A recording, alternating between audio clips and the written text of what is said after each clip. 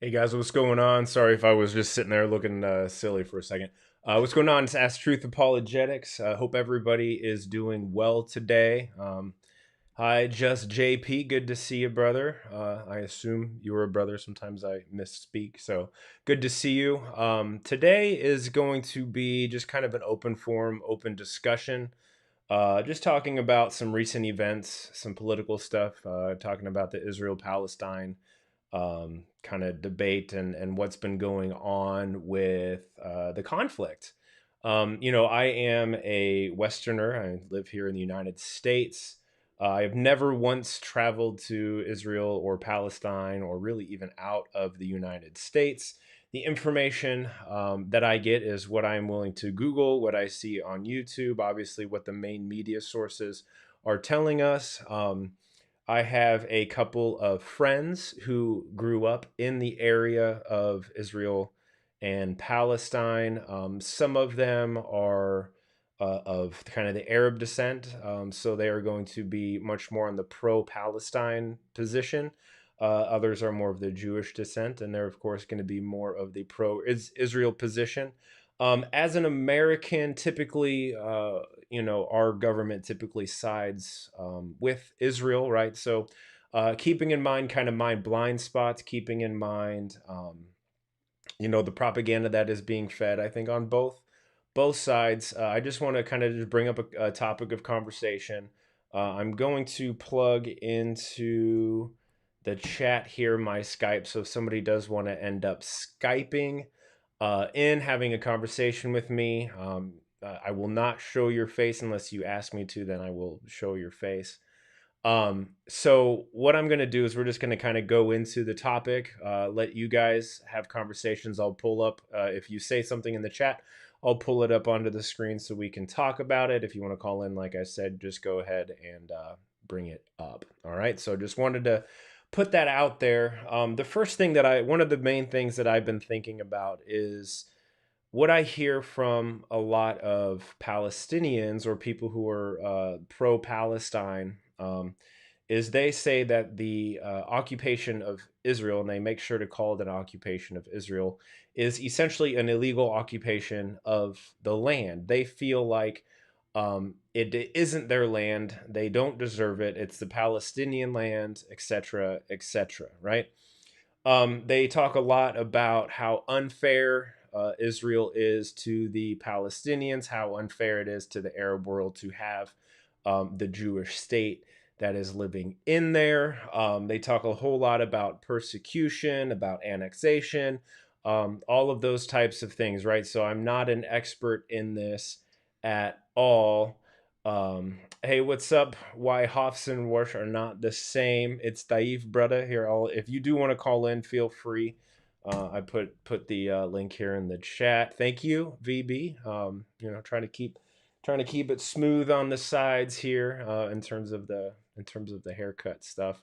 Um, so one of the things that I look at and think about is what's fair, what's not fair.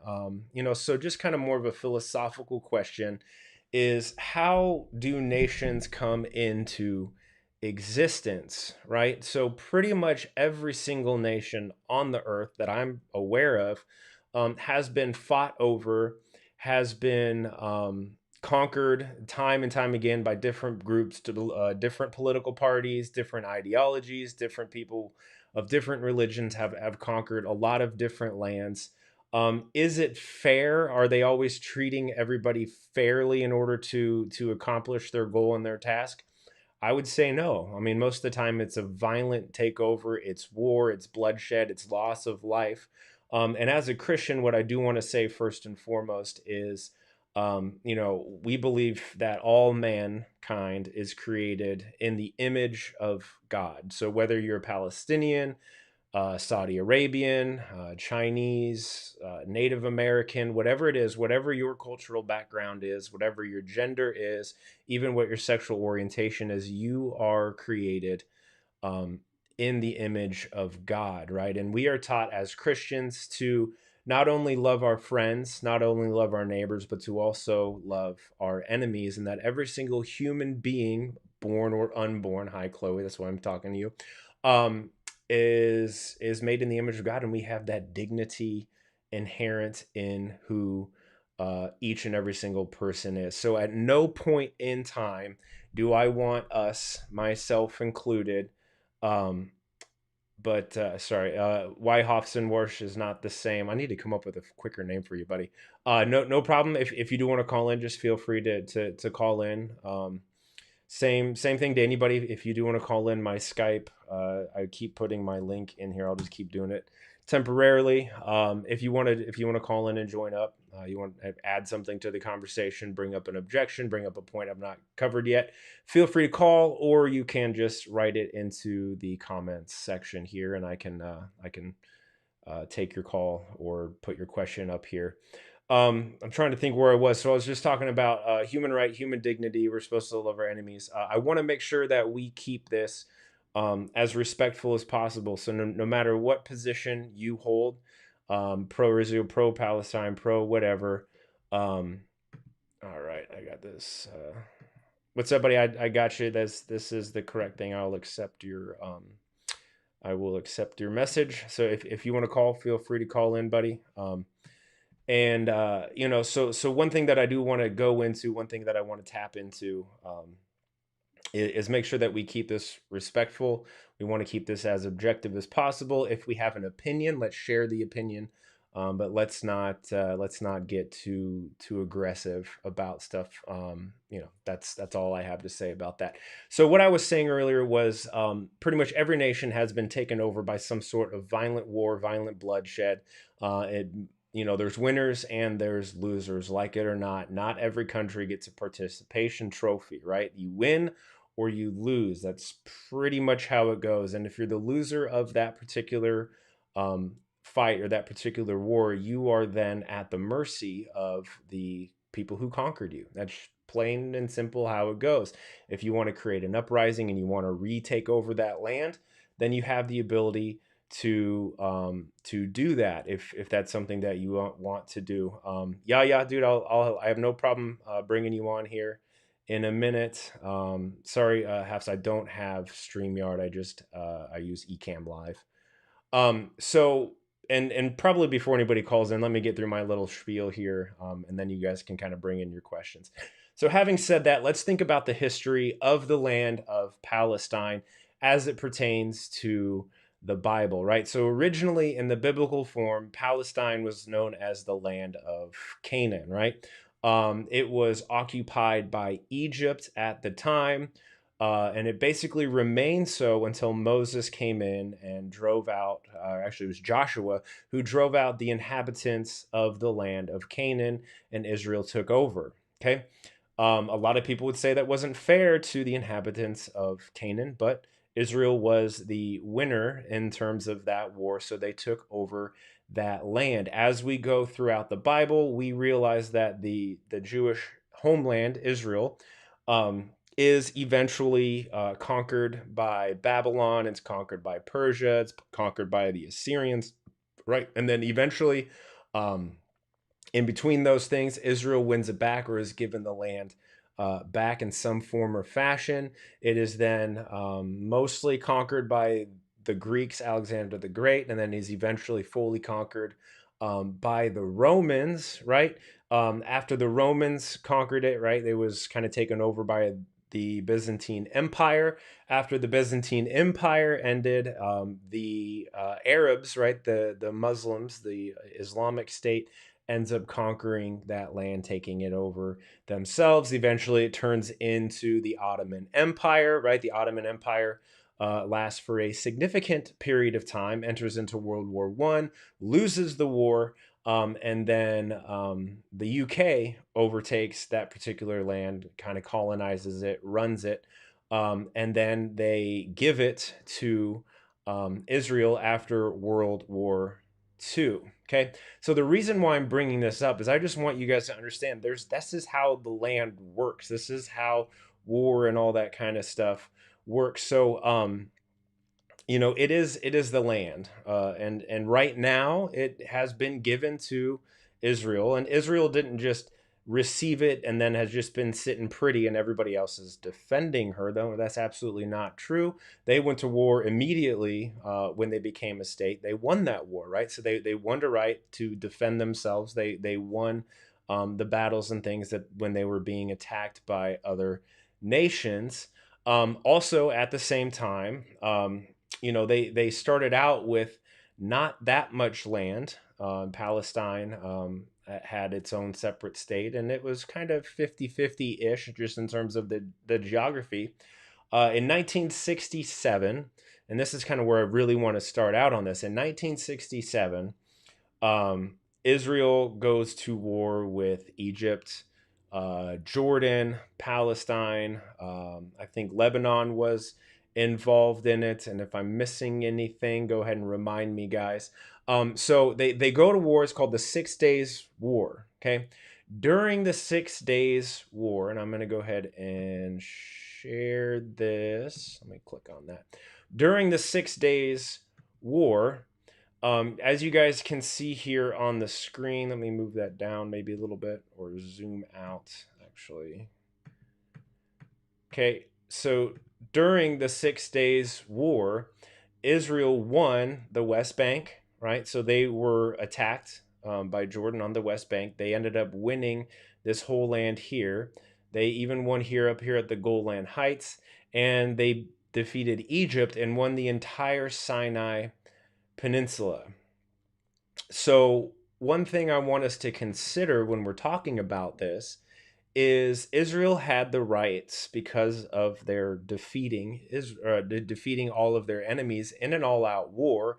And by the way, if you look at the statistics, Israel was greatly, greatly, greatly outnumbered, not only by troops, but by planes and tanks and all of the other things that are meant to win wars. They were outnumbered. They won fair and square. And so a lot of people think that the Jewish nation has this ideology that they want to control each and every corner and aspect of the land of Israel. That includes getting rid of the Palestinians, getting rid of the Gaza Strip, etc., right?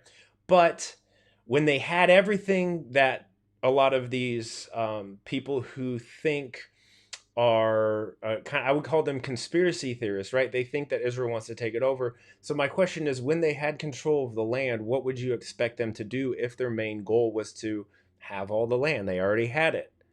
Well, then you would just assume that they would keep the land and run it under one nation as Israel, right? And Palestine would be gone, just in terms of a nation. But that's not how it went. Okay, there were treaties involved in this, and so Israel and Palestine, the leaders got together and they decided, okay, that these are going to be our defined territories. These are going to be our defined X, Y, and Z. So that's kind of where we're at now. Okay, so there's going to be a lot of finger pointing and blaming and things like that. One of the things, okay, thank you, Hoffs. Why Hoffs and Warsh are not the same. Syria was also involved in this as well, right? So we've got a whole bunch of nations fighting against one nation. Um, is Israel mistreating people? Is there a human rights issue going on? I think you can make a argument that there probably are some human rights issues going on. Now, having said that, right?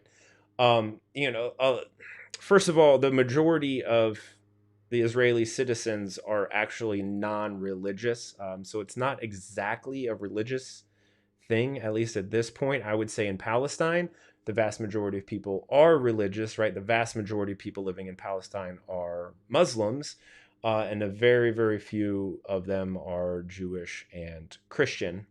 Um, so just throwing all that out there.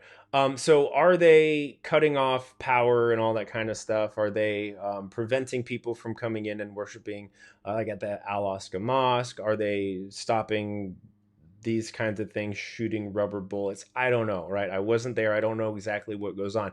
But at the same time, Israel has an intelligence quarter, right? They have people who are collecting intelligence and determining whether or not there is some sort of threat, whether it be of terrorism or invasion or whatever it is.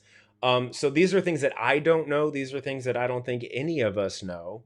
Um, and so it's hard to say why they would be so concerned about if someone's coming in or not, if they're going to be persecuting Muslims for worshiping at Alaska, whatever it is. I don't want to necessarily get into that. I don't have enough information to really even have a stance on that particular position. The other thing that I want to point out is I really want to get us to the actual events that have been going on. Okay. So as the timeline goes, the Israeli police, they kicked out and shot rubber bullets and tear gas and all this kind of stuff at people who were trying to worship at the Alaska Mosque and the Dome of the Rock and all those types of things. And so that stimulated a lot of rockets being launched from the Gaza Strip into Israel. There was about, I think it was like, last I read, it was 4,075 rockets launched from Gaza to into or towards Israel. Right now, Israel has a air defense mechanism that blocks the rockets. Right, they heat detect or whatever they do. It shoots up in the air and it explodes the rockets in the air so that they do not actually make contact with anyone on the ground. So far as I know, about 12 people in Israel have died. And I can't recall exactly how many people in the Gaza Strip died, right? I think it was a lot more than that, maybe 200 to 300. Um, and so, and one thing I do want to say, VB, is I think there's actually a difference between Palestine in terms of like West Bank and the Gaza Strip. I think there's a major difference, right? One is kind of run by Hamas and the other one is not. But again, I'm not 100% sure of this. So, you know, President Biden says that, Israel has the right to defend itself. I think everybody understands that any nation has the right to defend itself. Now, what's tragic, and this is where I want to be careful. What's very tragic is that Israel did bomb into Gaza, into the Gaza Strip, which is like 2 million people in like 25 square mile radius. It's a lot of people there, and they're bombing these buildings where oftentimes there are families that are living there, like actual just civilian families who are caught in between this huge mess.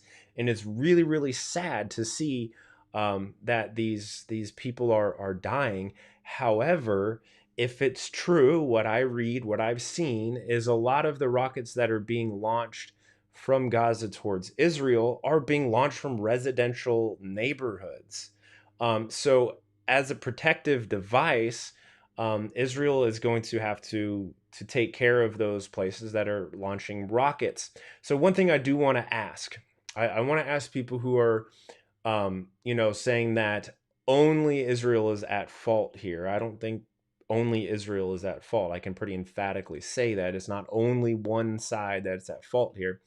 Um, and they complain, and I don't want to take away from how important each individual person's life is. And so it's a tragedy that anyone died on any side. However, having said that, what was the intended target behind the rockets, the 4,075 rockets that were shot from Gaza towards Israel? Were they pointed exclusively at military bases, at government buildings, or were they just willy-nilly shot in whatever direction with the hopes that it would kill as many Israeli citizens as possible? Well, I'm going to go with the second choice. I think they were shooting as many Israeli citizens as they possibly could. Just luckily, they weren't able to do it because of the Iron Dome. So we need to take into consideration not necessarily the actual death count, but the intended death count. Okay. And I also want to take into consideration, especially Hamas, especially in the Gaza Strip, their on their perspective of who the Jews are and what they ought to do with them. I mean, there's even an authentic Sahih hadith that says that the rocks and the trees will cry out to the Muslims and say, "Behind me is a Jew. Come over here and kill him."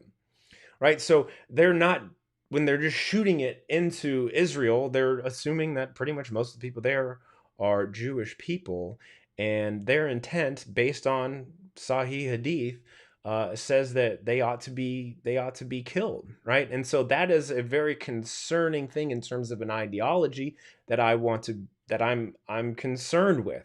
Um, I'm trying to think if there's too much else that I would like to say. There's not a whole lot else that I want to say. I'm going to scroll back up here and see if I've gotten any good questions or anything that someone has said.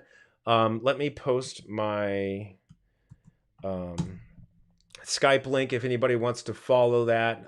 Give me a call if you want to, or just post a question here in the link. Let's see. All right. So here's a couple of things from Fabian. Good to see you, brother. It's been a minute. So it says Abraham sent Hagar and Ishmael away from his son Isaac and his property, right? So a lot of people are going to think that this is a strictly religious war, a strictly religious thing. Now, I'm not taking sides on this particular thing, but what I will say is I believe the words of the Bible. I believe that it's shown over and over again to be true in terms of prophecy that we can see. And so, therefore, I believe that future prophecy will be true. And we know that in the end of days, that Israel is going to be a state. And we know at the end of the days that the third temple, right, is going to be rebuilt. And we know that the abomination of desolation is going to stand in that, right? So the Antichrist is going to have 3 years or 3.5 years of peace, right? And then after he makes his proclamation in the temple, then all hell literally is going to break loose. So it's pretty easy to say, as a Christian reading the Bible, believing the prophecies about the end times, that we're going to reach a point in time where this happens, right? It's going to get worse, right? So it's going to get really, really bad. That's just how it is. I don't want it to happen, right? But I know that the Word of God says it's going to happen. So therefore, I believe it's going to happen. And then we're going to have the Antichrist take power, create world peace, right? And then once that happens, after 3.5 years, then all hell is going to break loose. XYZ says the Quran says Israel belongs to the Jews. Yeah, I'm not sure about that. I'm not sure in where in the Quran XYZ. Sorry, I don't know that passage. Somebody wants to share that with me, I'll be happy to read it, or if you want to post part of it, I'd be happy to hear it. All right, what do Muslims know is calling me? I'll just answer because I don't think he ever shows his face. All right, let's get him in here. Oh. Let me try to call him back. Sorry, he was calling me. All right, we'll see what he has to say. Make sure you mute the YouTube on your side. What's up, brother? How are you? I'm great. God bless, bro. How have you been Yeah, doing? God bless you as well. Thank you. I'm doing very well. What would you like to say, sir? Finally, we get the chance to speak. Or Right? actually, to meet, or however you want to put it. Mhm. Okay. Quick information. First of all, first and foremost, I'm a Christian. Christ is my Lord and Savior. Palestine, Israel, USA, Canada, Egypt, Timbuktu, it's irrelevant to me. Mhm. As a name, it's irrelevant to me. The land itself, if anything, it's a Christian land. That's the birthplace of our Lord and Savior. Israel of today is not the biblical Israel. Okay. If you go back in the Bible, the land of Philistine is mentioned in the Bible. The Philistines are mentioned in the Bible. Mhm. Who are the Philistines? The Philistines are not Muslims. They have nothing to do with Islam. The same exact way like the rest of the majority of the Middle Eastern countries like Iraq, Egypt, Morocco, Tunisia, Syria, all those, they were never Muslim lands. Islam invades, assume your identity, assume your nationality, and start calling themselves accordingly. The war in that particular part of the world, it has nothing to do with politics. It's all based upon a religious war. Israel, as it stands today, is not a Jewish state as they present it. It's a Zionist state. Zionism is not a religious movement. Zionism is a political movement. Okay. Mm-hmm. Number two, Zionism is anti-Christianity. A Zionist is a Jew. Not every Jew is a Zionist.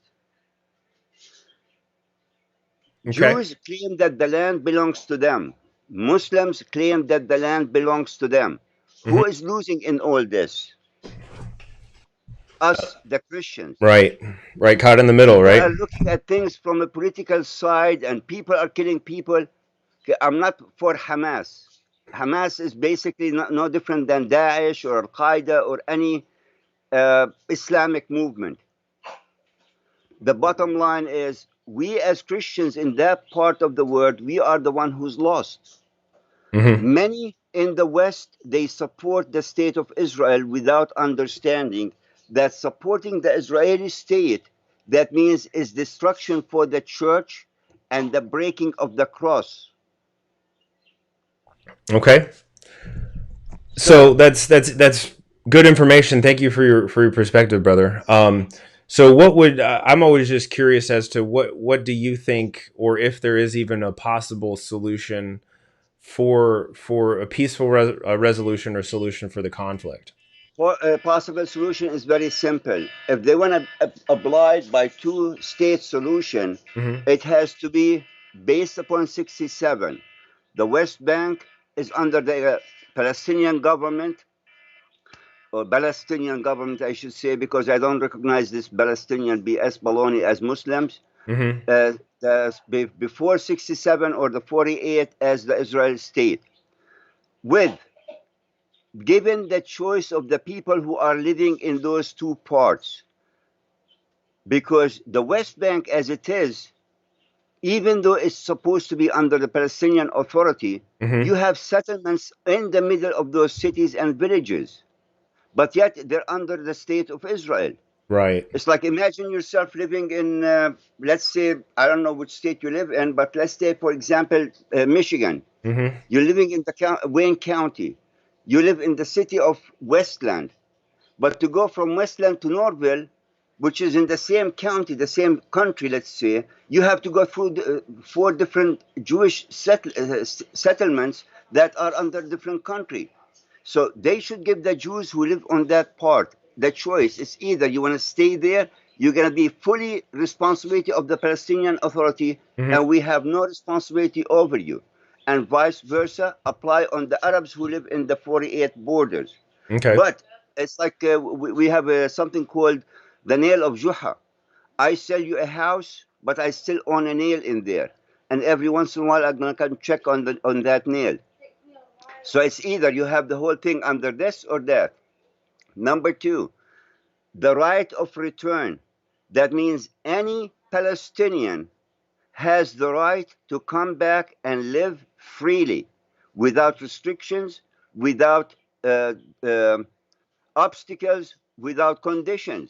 Mm-hmm. I mean, people who are from there that live there, just because they left, they can't go back. But yet, God knows with this person where he comes from, calling himself a Jew, and all of a sudden he has a property. Mm-hmm. That's not the way it is. Okay.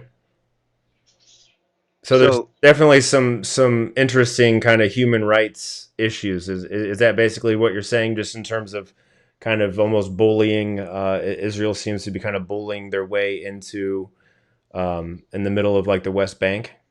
okay, to a point, yes. Okay.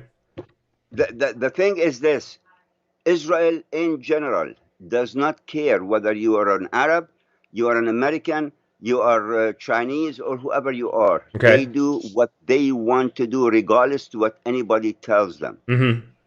Okay. I'll give you an example. I mean, for those so-called wannabe, I call them invented Christians of the West that say, well, Israel give Christians rights. Can anybody explain to me why Armenian priests were attacked on Sunday going to church in the Armenian quarter by Jews? Nobody talks about these. Right. And when you bring them up, oh, those are minority. Mm-hmm. I mean, Christians are oppressed by both in that area, by Jews and Muslims. But yet, Muslims have more rights.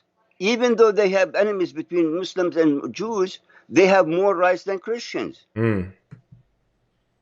So The basically, popularity of Muslims are expanding, meanwhile, the popularity of Christians are decreasing. Why? what do you think? Why? Because, in plain simple English, I live there, I come from there, and point blank, I don't have nothing against Jews. My best close friends were Jews Mm-hmm. in the military. I mean, I don't hide it. Yeah. The thing is that Jews, they tell you, Muslims are our cousins. You guys are outsiders. So even Okay. though they fight, but they still look at themselves as family. Hmm. Islam, the majority of Islam comes from Judaism. The filth of the Quran comes from the filth of the Talmud. They share many things in common. A Jew would have the right, if there's a church and there's a mosque, and a Jew needs to pray, a Jew can, with no problems, pray in a mosque. Right. But a Jew is not allowed to pray in a church. Their food, they can eat from each other's food, but they don't eat from a Christian food. Mm-hmm. There is a saying that goes, eat with a Muslim, sleep with a Christian, because they trust Christians, because with all due respect to Christians, we are too passive.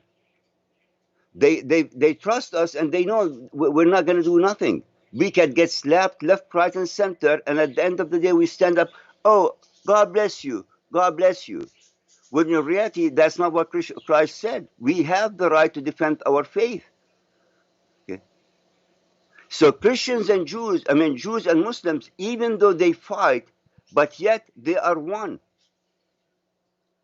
It's So interesting. that's Yeah. why we are the one who's lost. And everybody is concentrating on Israel and Palestinians. Well, with all due respect, the Palestinians that they call themselves Hamas, these have nothing to do with Palestinians. Mm. Palestinians are not Muslims.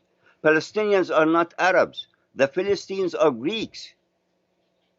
Just because a bunch of gangsters came over and took the identity, they should not be identified as Palestinians. Because half of me is Greek. Yeah. And they say, well, the Philistines are extinct. Well, in that case, how come there are 10,000 million Greek families that live in that land from God knows how long? One of the families, the last name is Capitaius, Ninus. Those are Christian Greek names. Where did they come from if they extinct? I still have family in Greece. Hmm. So you can't come and say, well, this is what it is. Right. And that's why, that's why I wanted to open up the floor here to hear from other people's perspectives. The fact that so you live basically in the West Bank area in Palestine. Well, I lived in the West Bank. Right now, I live in the U.S. So Okay. Yeah. So you were there for how many years? If you don't mind me asking, I don't want to take that's no away. problem. I came here back in 1980. Okay. I left and went back in 85. I came back in 1990. I've been there once in 1999. And after I saw the garbage of this so-called Palestinian Authority, Yeah. it's not worth it to go back. Right. Right. So would you even say that Palestine has a functioning government at this point? Uh, nope. The so-called government only works for themselves. Yeah. And the proof of that is Arafat, the one who became billionaire by him when he was a so-called president. Mm-hmm. And Yeah. where all So that money it's went, even this guy, where all the money goes. so We know that there are billions of money are going to support, the majority of it stays among the Muslims. right. So, do you think that the Palestinians are suffering as a direct result of Israel's occupation there, or do you think they're suffering because of their corrupt government? On both. Both. What would you Both. say? And maybe you don't know, but what would you say is the number one cause of their current suffering? To point it at one side, I can't do that because I don't know. All I know is that both sides, and generally speaking, I mean not Israel and Palestine, generally speaking, when there is governments involved, we the people are nothing but peons. Yeah. You end up believing what you want to believe or what you are brainwashed to believe. And sadly to say, most of the West, they grow up on politics like when they're either mid 20s or late 30s. Anybody coming from the Middle East, we are born in it. So literally, if I hear on the news they say no, it means yes. And if they say yes, it means no. And if you don't hear nothing, you come up with your own assumption because we're nothing but a toy between governments. Right. Um, would you say that same problem exists in Israel, or is it just more of the Palestinian government? And I'm not trying to pin you into a corner, so if you're not comfortable answering the question, just let me know. I'll keep going. I'm comfortable with answer anything I can answer to. Yeah. Again, generally speaking, any government in the world works for themselves first. Mm-hmm. Okay, some governments they give you 80% and they keep 20. Some government they take 80 and they give you 20. But for the most part, governments work to protect themselves. Right. That's why politics to me, in other words, you have to be a liar to be a politician. And I can't play that game. Whatever I think, I say. Whatever on my mind comes out. I don't even think of what I say. I'm a straight shooter. Right. So it's, I mean, I'm sure in Israel itself, they have the same exact thing, but they get more benefits than what the Palestinian government is giving to the Palestinians. And so, I mean, all that money they can afford giving free, we call it health. They don't. They can afford to do certain things. Meanwhile, in Israel, they do it. Right. Hmm. So again, for the most part, governments work for their own interests. That's why, to me, all this thing it's irrelevant to me. I speak as a Christian. That Mm-hmm. land is a Christian land. We should have the first authority in there because and Israel is not a secular state. In order for it to be secular, you don't go apply for citizenship and they tell you, well, you have to testify that Israel is a Jewish state. Yeah. I mean, you become a citizen of the U.S. They don't tell you the U.S. is an American Christian country. Right. Right. But in order for you to become an Israeli citizen, one of the conditions you have to accept the state as a Jewish state. Mm-hmm. That's not being secular. No, it's not. And what I find interesting, I was reading, I think it was a Gallup poll from 2015, and it said that like was it 70%? I quoted it earlier, but almost like 70% of all people living in Israel are they identify themselves as either atheist or non-religious. So to even say that it's a Jewish state is interesting. So do you think they mean religiously Jewish or just ethnically Jewish? Okay. Which to me, when somebody says I'm a Jew, but I'm an atheist, with all love to the Jews, I think that's an oxymoronic statement. The reason is very simple. Let's go back, trace. First of all, the term Jew. Now, if a Jew wants to believe in whatever he wants to do to believe in, that's fine. I have no issues with that. My issue is when they brainwash you and you start defending them on something that is not true. The term Jew that never existed. If you go back to their Hebrew books, there is no word called Jew. If you go to Greeks, there is no word called Jew. If you go to Arabic, there is no word called Jew. The term is Yehudi, Yehudim, Hmm. which refers to Yehuda. So if you are from the tribe of Yehuda, or in English, Judah, then you are called Yehudim. If you lived in the area, the kingdom of Yehuda, you are called Yehudim. Hmm. Okay? If Yeah. you trace back their uh, ethnic background or their heritage, goes back to Abraham. What Right. was Abraham? Persian, right? No, sir. Abraham was Iraqi. He was Oh, Chaldean. Iraqi. He Sorry, yeah, was my bad. Ashurian. Yep. Okay, so that's his ethnic background. Let's, for argument's sake, your ethnic background is German. You, Hmm. your wife are German. You move to the U.S. Your children are born in the U.S. Right. They are Americans. Does that Correct. change their ethnicity? Yep. It changes their nationality, but it never changes their bloodline. The bloodline does not change. Mm. Well, that makes So, sense, and I had actually thought about that. I was having a conversation with a Muslim on my channel, basically yesterday, and that was kind of the same example I gave. It was like, look, like I'm I have like Mediterranean European blood in me. That doesn't mean that I identify myself as that. I'm an American. I was born an American, raised an American. American culture is just what I've been immersed in. If we're talking just in terms of ethnicity, of course, first thing I identify as is a Christian. But my point is, um, that's I think you're spot on, to be honest with you. So, are see, your best your friend Yahya? nationality is American, but you cannot deny your ethnic background. Right, And and ethnicity goes back to the father, not the mother. right, but I have no control over that, right? It's not something that I chose. I didn't choose to be born by my parents, right?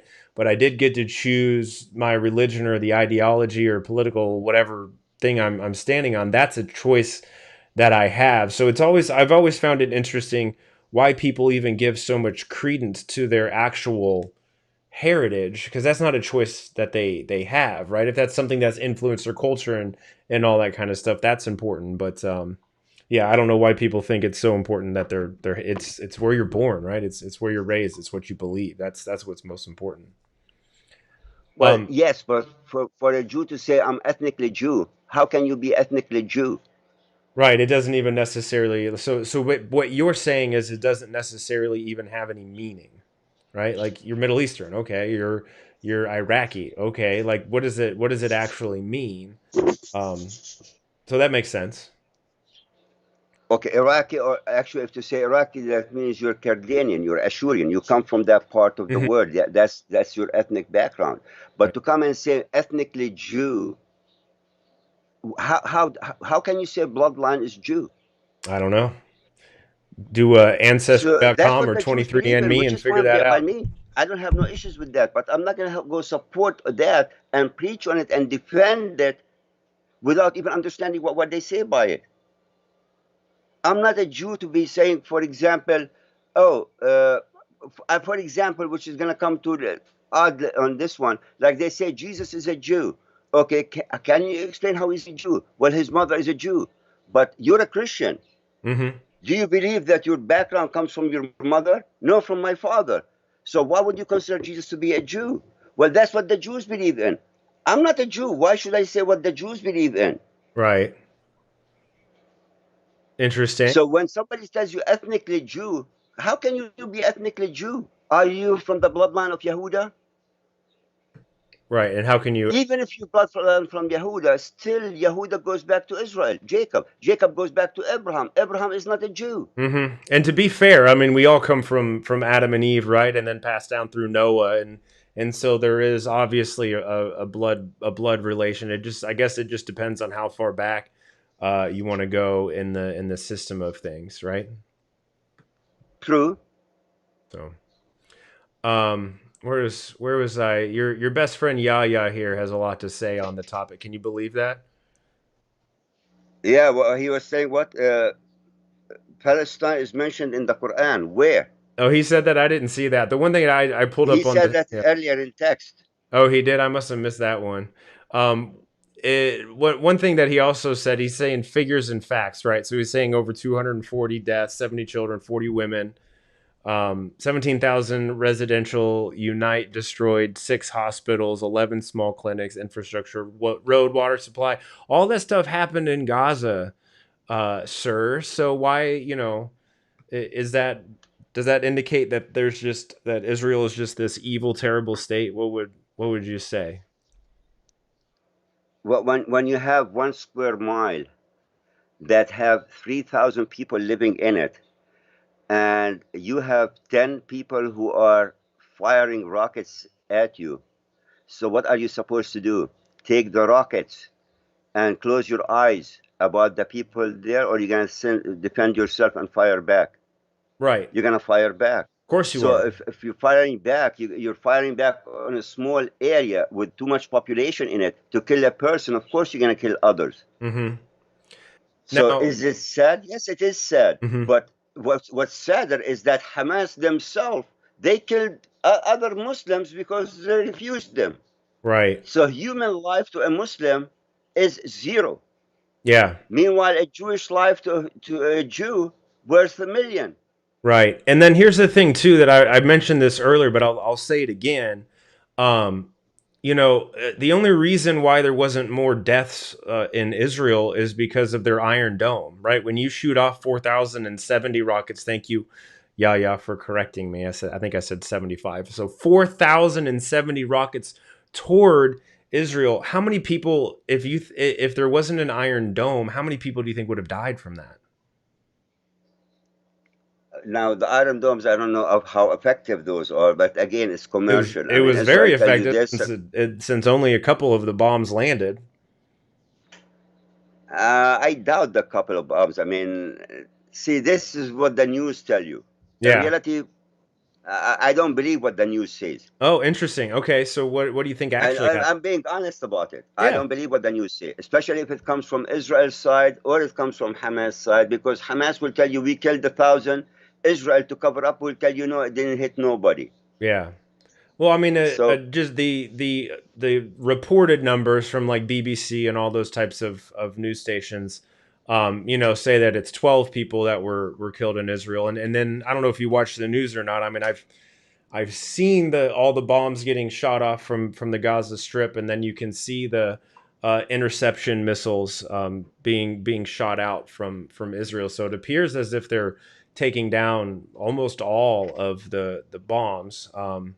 So I mean, from my perspective, I would say that those numbers are pretty accurate. I would say, but it's interesting that you say otherwise. I mean, what do you think actually happened, or you just have no idea? I mean, I can't be accurate on this. All I can tell you is that the missiles that Hamas shoots, they're all homemade.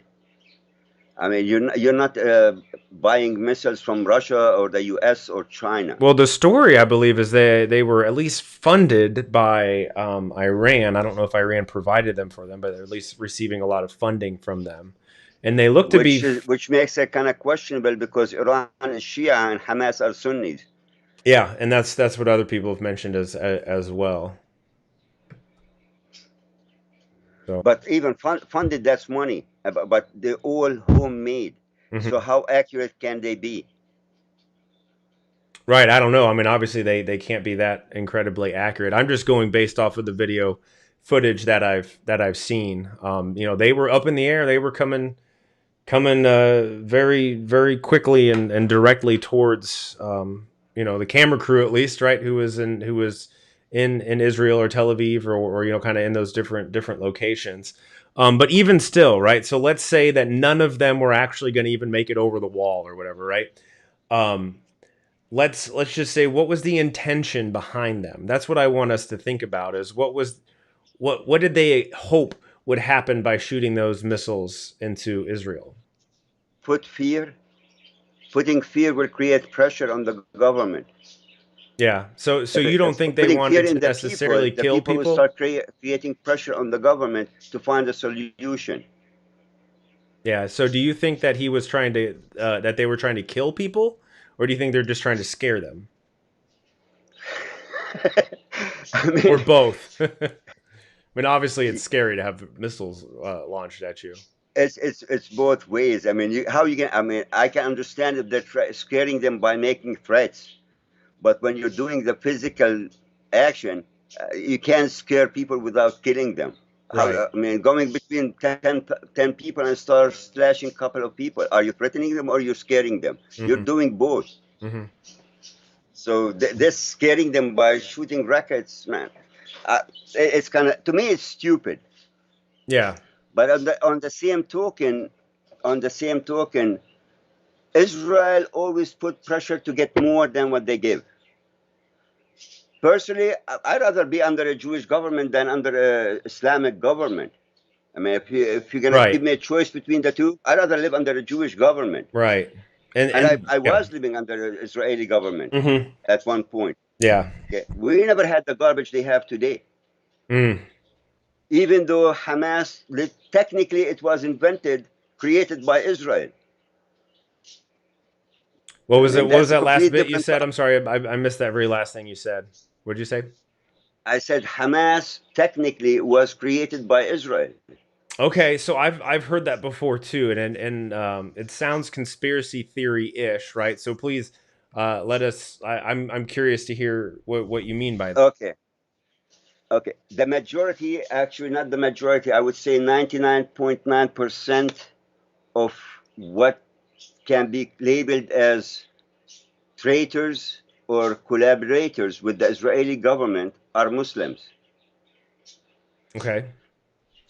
Back in, I would say, I think, like middle 1980s, 86, 87, when the first Intifada started, and they changed the name of the West Bank from the occupied West Bank to, I think, self-governed West Bank. Mm-hmm. They changed the name where actually they gave some authority to Palestinians while Israel was still controlling.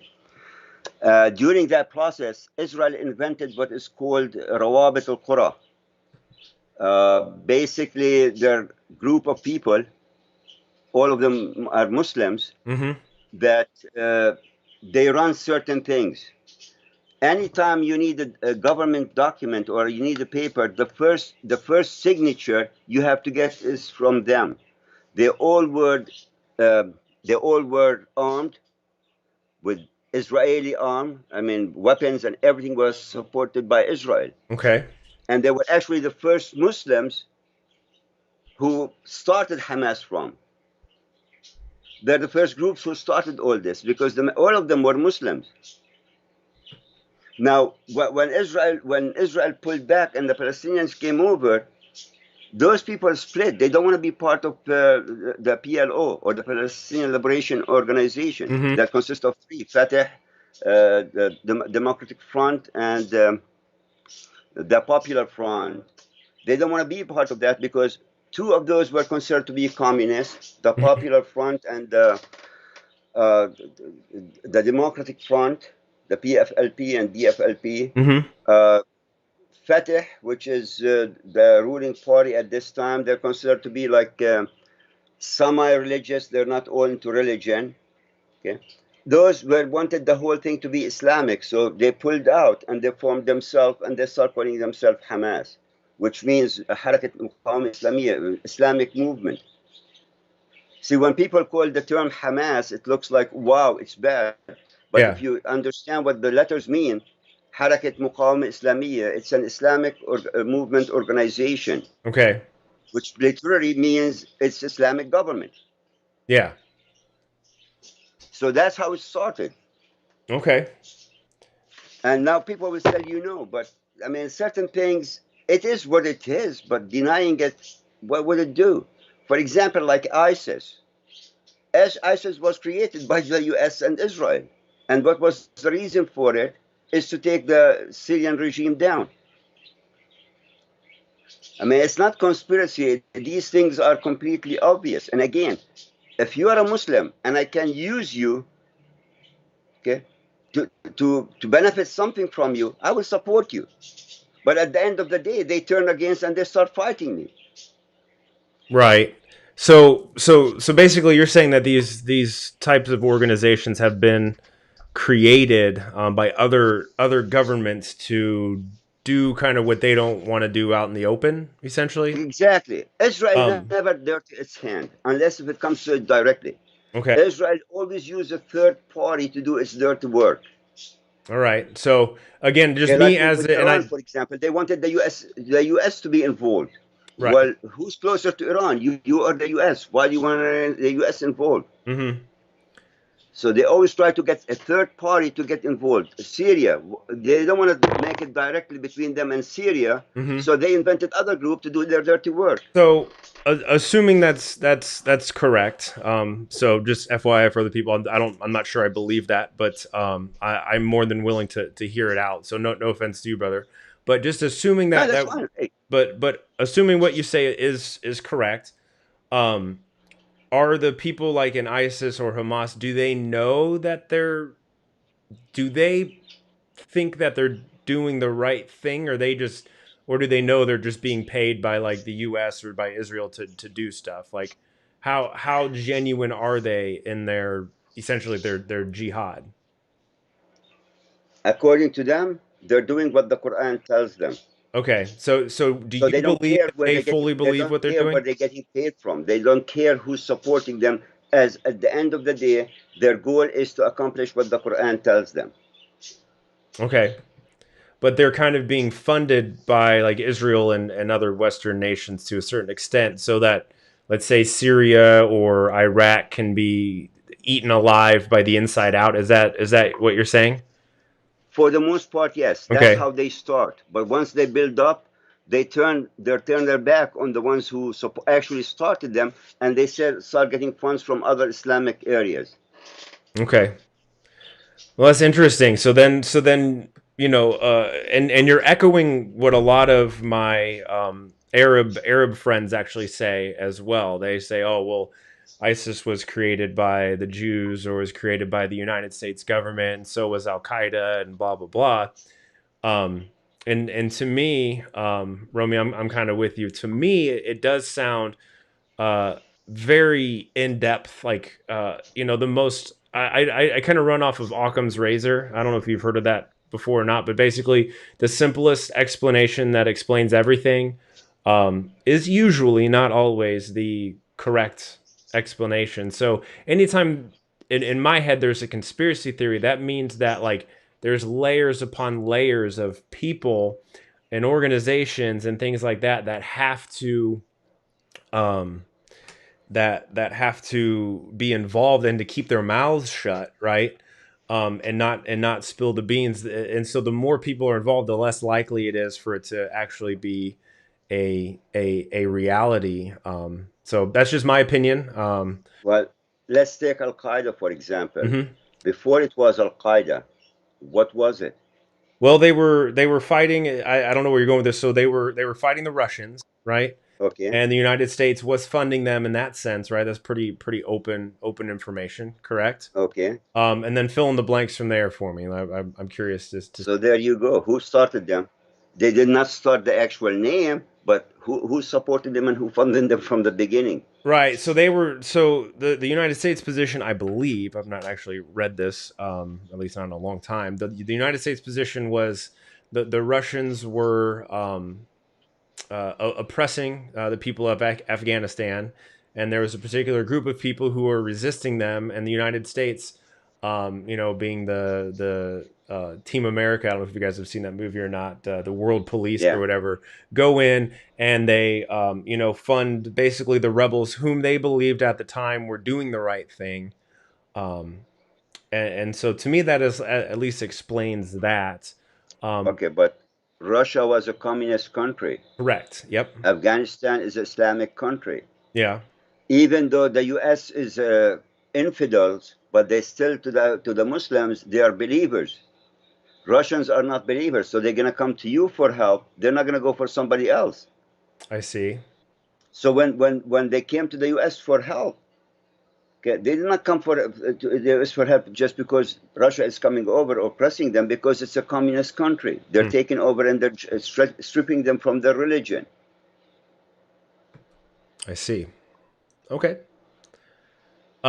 Well, thank you for sharing that, buddy. I appreciate everything you've done here. Let me see if we got some other questions that you might want to answer. Now, you said there was one from Yahya way earlier that you said he asked. Do you remember what it was?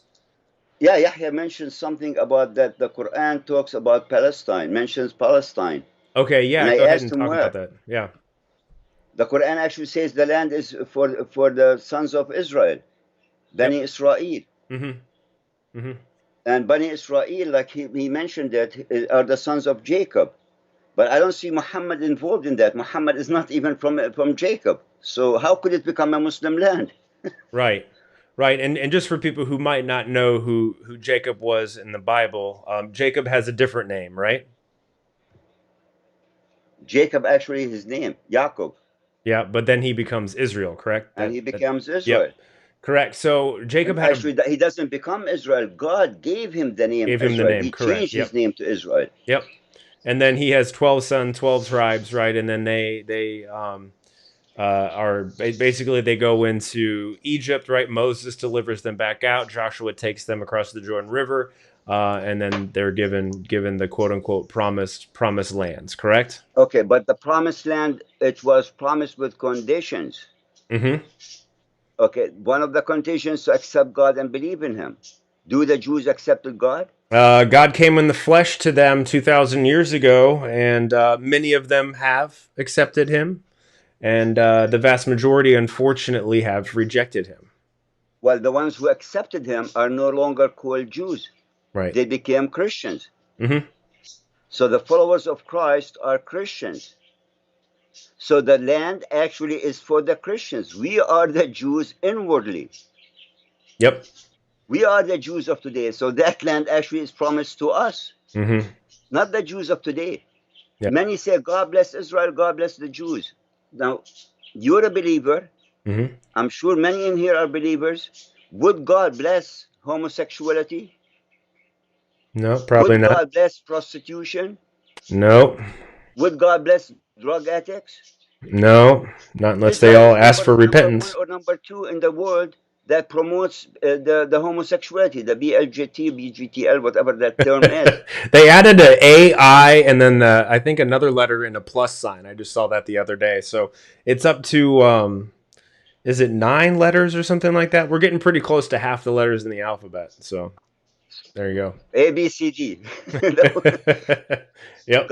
Israel is number one or two in promoting prostitution. Interesting.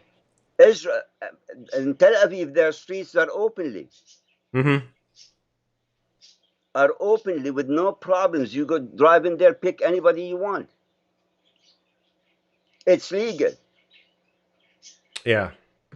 No, I'm actually. So how can I say, as a Christian, how can I say God bless Israel, God bless the Jews when this is what they're doing? We love the people, we love the Jews, but which Jews? Mm-hmm. A person who got, just because he calls himself a Jew, and why are you a Jew? Because my mother is a Jew. Right. So what does that supposed to mean?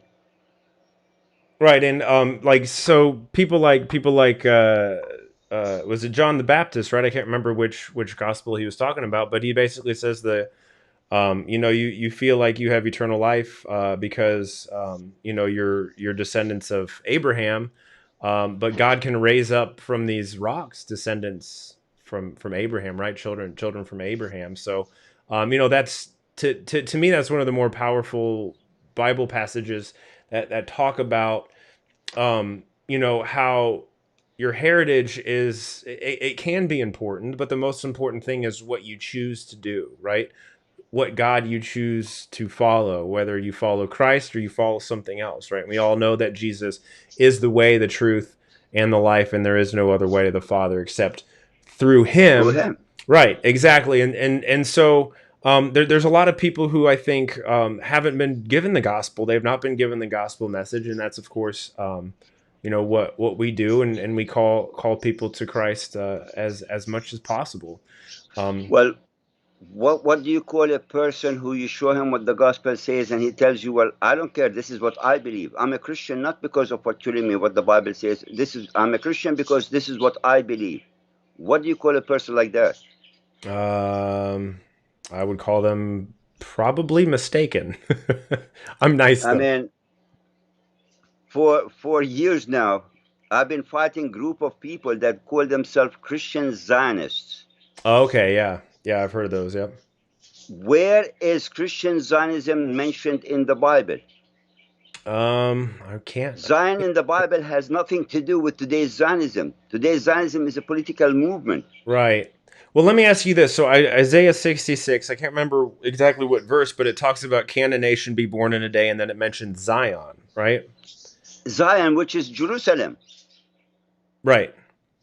But what does this have to do with Zionism? I don't know. I don't know. I was just asking. I was asking you that.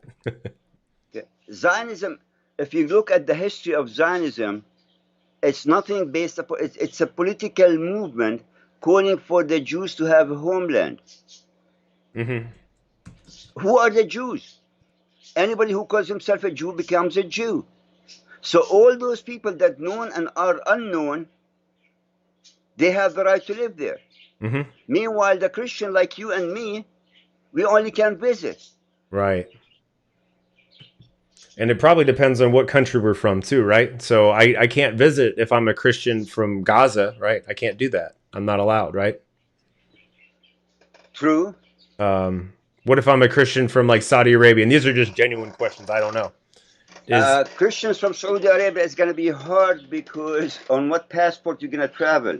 mm-hmm. If you're going to travel on a Saudi passport, your Saudi passport will say Muslim. It's not going to say Christian. Because you know, as much as I know, there are many Christians there that are under the table. Mm-hmm. Right. No, exactly. So unless, like Brother Al-Fadi, Mm-hmm. he's from Saudi Arabia. Okay, but I think he lives in the U.S., so his Saudi nationality got denounced. Now he has an American passport. He Yep. can go there under the American passport. Mm-hmm. Now, actually, this is kind of a little bit of a separate topic, and then I'm going to jump off of here in a little bit. So I hear from a lot of people who just hate the nation of Israel. They say, oh well, our particular country can't travel there, our particular passport is not welcome there, so therefore they're racist and all these kinds of things. I don't think that particularly makes them racist, because one of the questions that I would say is, a, if you're a nation, you're a genuine nation, you have the right to allow anyone into your country that you choose, right? I mean, that's kind of what it means to be a government, so long as you're not being anti-humanitarian. And then the other question I ask is, can I, as an American Christian, can I travel and visit the Kaaba in Mecca? Just like say I want to be a tourist, and I want to go check it out. Am I allowed to do that? You can. I think the furthest city you can live is Riyadh, Right. So I can't because that's even. where most foreigners live in. But Right. to go to Mecca and Medina, that's forbidden. You can't. Right. So if I'm an Arab Muslim and I want to travel somewhere into Jerusalem, right? Let's say I want to go to Israel somewhere and I want to visit this, that, or the other site, and I'm offended that I'm not allowed to go there, and here you're racist, and I'm this big victim of some oppressive government and blah blah blah. I just want to make sure that if you're going to complain about that, I have no problem if you want to complain about that. I really don't. But I do have a problem if you're going to hold double standards, right? Because if I say, well, why can't I, as a Christian, a U.S. Christian, come and visit Mecca? Well, it's a different story, blah blah blah. Why would you want to, right? But that's a double standard, because if the nation of Saudi Arabia wants to create certain laws and guidelines when it comes to who can come in and out of the country and where they can go, I think they have the right to do so. I can disagree with them. I can be hurt by it, but if I'm hurt by one particular thing, I should be hurt by all things that are similar to it. What do you think? See, the difference between Israel and Saudi Arabia, when Israel prevents you from going, Mm-hmm. not because you're a Muslim or you're a Christian, Yeah. they don't look at you as a Christian or a Muslim. They look at what country you're coming from. The Middle East, that means that you're a potential terrorist. Right. So they, to protect themselves, they tell you, no, you can't. Okay. So do you think Okay. that's a good idea on their part? Well, look, put yourself in their place in order for you to protect yourself. Yeah. What would you do? Oh, I would for sure do it as well. I was just curious what. So there you go. I don't Yeah. have no problem with it. Mm-hmm. Now, they could go a little bit further and do more background and check, but still, you're coming from a Middle Eastern country, and your passport doesn't say. Most of the passports, they don't say whether you're Christian or Muslim, Mm-hmm. and they're not going to be able to tell from a name. I can tell from the name if the person is a Muslim or a Christian or have a question mark. Not everybody can tell. Coming from the Middle East, some of the names are kind of hard to tell. Right. So to protect myself, I'm going to say, well, I'm sorry, you can't come in. I can't give you a visa. Mm-hmm. But it's not because of your religion. It's out of defending myself, protecting myself from any terrorist act. Right. When it comes to Saudi Arabia, they don't have nothing to fear as far as terrorists. They don't want other religions to go there because you become najis. You dirtied their holy grounds. Mm-hmm. So it has nothing with being protection. It's more religious. Gotcha. Well, and then why would they fear a Christian entering into their Kaaba anyway? Like, or do we have a history of, violence and terrorism in that sense? It's not that you were dirty it. I know. You're I understand. I don't was just forget, saying, like like, you're a dirty Christian. You're a mm-hmm. pig, Mm-hmm. and pig is forbidden. Yep. So that's what becomes unholy, unclean. Mm-hmm. I have no human rights. I'm a second class citizen, right? I'm not even fully human. I have no dignity. And that's one of the biggest issues that I do have actually with the ideology of Islam is that they create this superiority. Their doctrine, their scriptures, all say basically that they are the greatest of people and they're superior. And in fact, they're basically the only humans that exist. And anyone who's not a Muslim is really not actually a human, right? They're pigs and monkeys and whatever else, Yeah, whatever. but Yeah. you have to understand something. You as an American, you go to Saudi Arabia, you are considered a second class person. A Muslim from Saudi Arabia, from Jordan, or a Muslim from Egypt goes to Saudi Arabia, he's considered like third, fourth class citizen, even though he's a Muslim like them. Why is that? I have no idea. It's always most of the Gulf area, with the exception of the United Arab Emirates, Mm-hmm. which are more modernized these days. The majority of the Gulf area, Saudi Arabia, Kuwait, Qatar, they look at other Muslims outside their area like third or fourth class citizens. Meanwhile, foreigners, they have more respect. Right. Now, you can't, as a Christian, you can't go to the religious areas, but they give you respect. Mm-hmm. But a Muslim coming from Saudi, from Jordan, we call it Algeria, or coming from Indonesia, you are like third, fourth class citizen. Why? I don't know. That's their mentality. Gotcha. I don't have an answer for that. No, I think I don't think anybody necessarily has an answer for that. Except for I think the one thing you said about just being unclean, I think that makes sense just in terms of the Kaaba. But why other Arab countries are considered lesser than, let's say, a U.S. person just entering into not their sacred space, but the only thing I can think of is money, influence, and power. I have no idea. Maybe they just assume that Americans are gonna pay more money in tourism to come hang out with them, and perhaps the other Arab people aren't gonna do it. I have no idea. Yeah, but they don't have tourism there. Saudi Arabia, you don't have tourism. If you want to go there, you can't just go as a tourist. You have to be a contractor for work Oh, really? or work related. Well, I'm gonna go ahead and say Americans do the best work, but that's just Now you as an American driving a car, you got an accident with a Jordanian that's driving a car. You get away with it, he might end up being in prison. A Jordanian gets into an accident with a Saudi Arabian, the Jordanian will go to prison even though he's a Muslim. And the fault will be on the foreigner, always. it's very interesting. Very interesting. Well, I'm gonna jump off of here, man. I appreciate you so much for calling in. Um, so yeah, just go and kind of hang out. I'll pop you off this line, brother. But feel free to call me anytime. Do you want to? I know you have a YouTube channel, so if you want to kind of tell us a little bit about what you do on your YouTube channel, I would appreciate that. Well, my YouTube channel, basically, I try to get Muslims to have an open discussion about their Islam and their Quran. And unfortunately, other than Mr. Islam defender Yahya, who you ask him about the Quran, goes everywhere else but the Quran, they're afraid to come. Mm-hmm. They rather, comment in comments or send you some kind of nasty comments, but to come to have an actual discussion, they don't do that. Right. Personally, I'm not the person of preacher. I don't preach, Mm-hmm. and the only reason I don't do it because I honestly have a filthy mouth. I mean, if I get loose, I get loose, and I Yeah. don't feel right to mix poison with honey and try to get presented as honey. That's not me. So basically, my channel is inviting Muslims to have a discussion. Gotcha. Well, and hopefully, if there's any Muslims that are watching this now or later, feel free to reach out to What Do Muslims Know and have a good conversation with him. I'm gonna pull someone else's name up here on the screen. I don't know what he's saying up here, but I was just on his channel earlier. His channel name is a long channel name, so why Hofsten Warscher not same? It's Daif, brother. Just call him Dr. Kufarophobia. Dr. Dr. Kufar. That's good Kufarophobia. enough. All right, Dr. Kufarophobia. I just want to give a shout out to his channel as well, guys. He's got some pretty short videos, interesting stuff.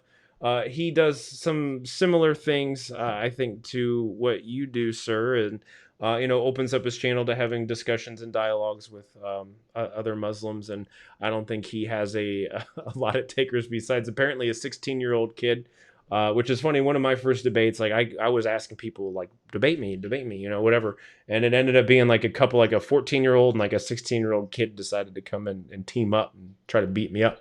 Um, but yeah, it's interesting. The young Muslims are interested in debating, but none of the other ones really are. I don't know why. I figured they'd want to come onto a Christian channel and school us, and publicly humiliate us. But who knows? I guess they just haven't done so yet. Or if we want to call into someone else's channel, they have about 13 Muslims on their Zoom call that you can have a discussion with.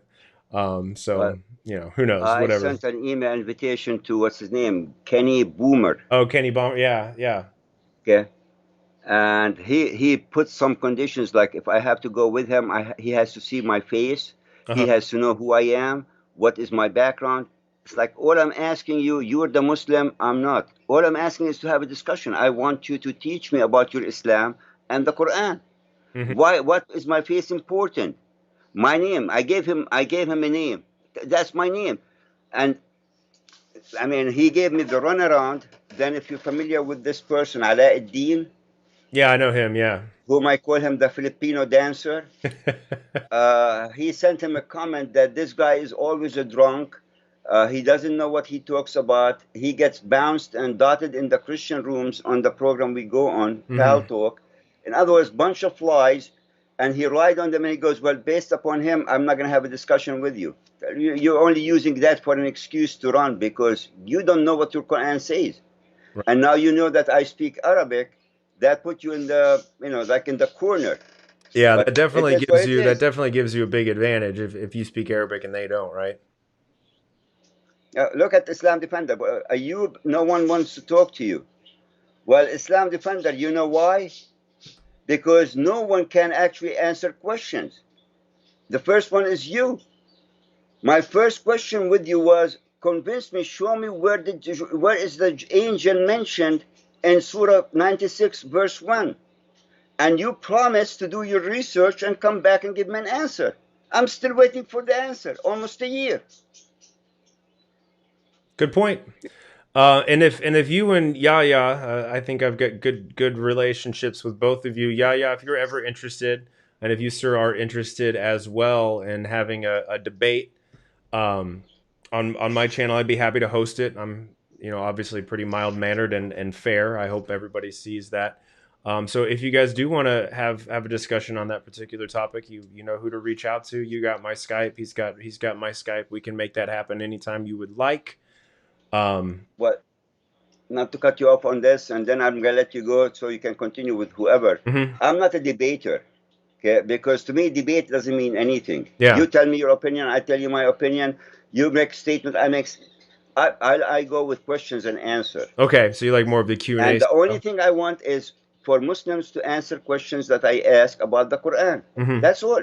I mean, give me an answer with fact and evidence. If I tell you where the sun comes from, don't tell me, well, I went to the market to buy bread and I went to the movie theater so I can go watch my daughter Hmm. and then the sun comes from the east. What do I need all that for? Distraction, baby. It's distraction. So And Islam Defender Yahya is the master of all. You ask him about A, he tells you the whole story, but never gives you the answer to B. I've been there. I've been there. At least he's a nice guy. He's like friendly, and he's at least willing to come on and have a discussion. So I testify to that. yeah. Outside religion, I mean, we talk to him on a personal level. Hmm. Me and a couple other guys, we talk to him. Yeah. We have laughs with him. He is a great guy. He can be your best friend, but Hmm. don't bring religion in it. No. He goes off the wall. Yeah. My theory, and yeah, you're hearing me, so I know you know this, but my theory on him is at heart he's a Christian, but he just can't give up. He just can't give up his Islam because everything he believes is almost like it's almost Christ like, but then he just stays a Muslim. I don't understand it. So right, because if you bring up something about the Quran or a hadith that is most obviously disgusting, he's like, no, it doesn't say that. It says whatever I think it says. He'll deny it, whatever. But yeah, that's my personal theory. So we'll hopefully welcome him into the fold one day. Yahya, we're gonna invite you to Christ, and you're gonna have an experience, and you'll be same side, buddy. That's what I hope for. So. One thing he needs to do is not to read the Bible and interpret it according to his own interpretation. And then he asks you the question and gives you the answer, and then he wants an answer. So, I mean, you want to learn, you ask, you listen, and you search. Yep. When we bring the Quran, Mr. Yahya, we have facts from your Islamic background. There is nothing in our Bible that says we have hadith and we have tafsir and we have this and we have that. We have only the Bible. So if you can read it properly and understand it properly, don't fabricate stories. Stick with your Quran and Islam. Mm-hmm. Yeah, just straightforward. Don't have to go 10,000 steps around it to get back to the point, and then never actually get back to the point. So that's sometimes how it ends up going. But yeah, man, I'm gonna pop off of here. I got a little 3 month old who needs some attention from me. So I'm gonna go hang out with her. But I appreciate you jumping on, man. Guys, go ahead and like and subscribe to his channel here. What do Muslims know?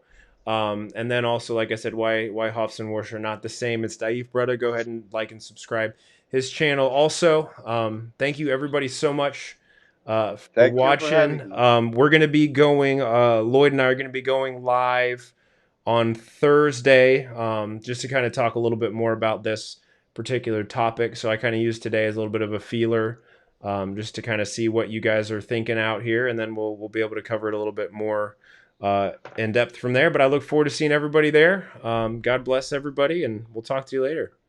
God bless you. Be safe. All right, see you guys.